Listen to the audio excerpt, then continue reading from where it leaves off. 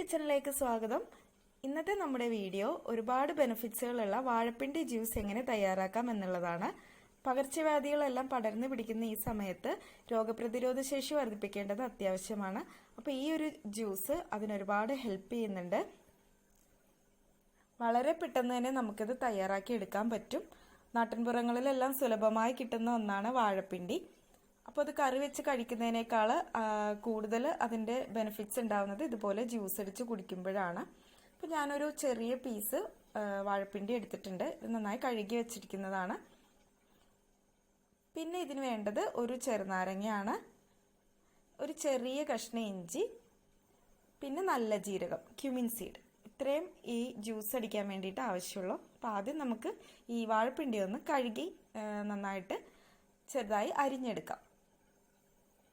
അപ്പോൾ വാഴപ്പിണ്ടി അരിയുമ്പോഴേക്ക് അതിൻ്റെ നാരുകൾ ഉണ്ടാവും. ജ്യൂസ് അടിച്ചിട്ട് നമ്മളത് അരിച്ചാണ് എടുക്കുന്നത്, അതുകൊണ്ട് ഇപ്പോൾ നാരുകളൊന്നും കളയുന്നൊന്നുമില്ല.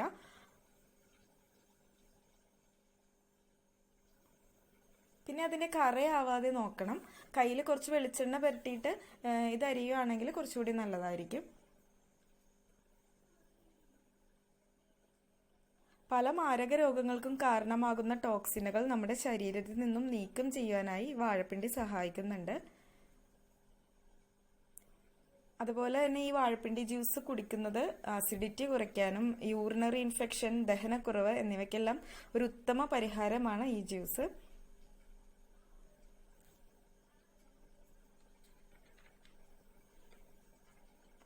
അപ്പോൾ ഇതുപോലെയാണ് വാഴപ്പിണ്ടി അരിഞ്ഞെടുക്കേണ്ടത് ഈ ജ്യൂസ് അടിക്കാനായിട്ട്.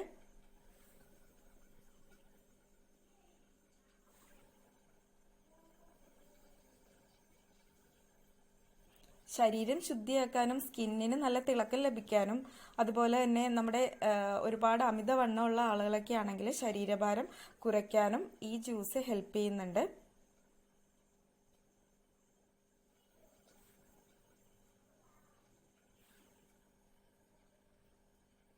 യൂറിനറി ഇൻഫെക്ഷൻ ഒക്കെ ഉള്ള ആളുകളാണെങ്കിൽ ഈ വെറും വയറ്റിൽ ഈ ജ്യൂസ് കുടിക്കുന്നത് നല്ല ഉന്മേഷം തരാനും അതുപോലെ തന്നെ നമുക്ക് ആ ദിവസം നല്ല ആരോഗ്യത്തോടെ ഇരിക്കാനും സഹായിക്കുന്ന ഒന്നാണ്. അപ്പോൾ വാഴപ്പിണ്ടി കട്ട് ചെയ്തതിന് ശേഷം ഒരു മിക്സിയുടെ ജാറിലേക്ക് ഇട്ട് കൊടുക്കാം.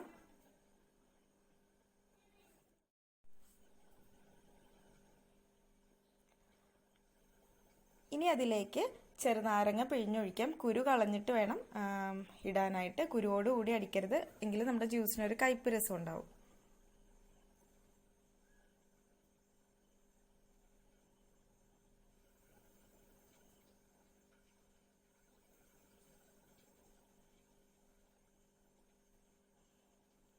അപ്പോൾ ഞാൻ ഒരു ചെറുനാരങ്ങയുടെ ജ്യൂസ് മുഴുവൻ അടിച്ചിട്ടുണ്ട്. പിന്നെ ഇത്രയുള്ള ഒരു ചെറിയ പീസ് ഇഞ്ചി മതി, അല്ലെങ്കിൽ ഇഞ്ചിയുടെ കുത്ത് കൂടുതലാവും. അപ്പോൾ ഞാൻ ഇത്രയും ജീരകത്തിൽ നിന്ന് 1 ടീസ്പൂൺ ജീരകമാണ് ഇട്ടിട്ടുള്ളത്.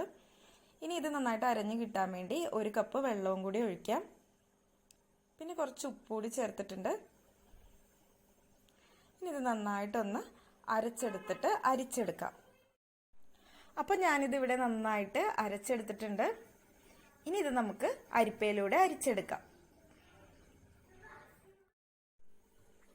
ഇപ്പം ഞാനൊരു അരിപ്പ വെച്ചിട്ടുണ്ട്, ഇതിലേക്ക് അരിച്ചെടുക്കാം. അപ്പോൾ ആ ഒരു ചെറിയ കഷ്ണം വാഴപ്പിണ്ടി കൊണ്ട് ഞാനൊരു 2 ഗ്ലാസ് ജ്യൂസാണ് തയ്യാറാക്കിയിട്ടുള്ളത്. യൂറിനറി ഇൻഫെക്ഷനൊക്കെ ഉള്ള ആളുകൾ ഇത് ഒരു 2 ആഴ്ചയോളം, അതുപോലെ തന്നെ അമിതവണ്ണമുള്ള ആളുകളൊക്കെ ആണെങ്കിൽ 2 ആഴ്ച അടുപ്പിച്ച് ഈ ഒരു ജ്യൂസ് കുടിച്ചാൽ നല്ലൊരു മാറ്റം ഉണ്ടാവുന്നതാണ്.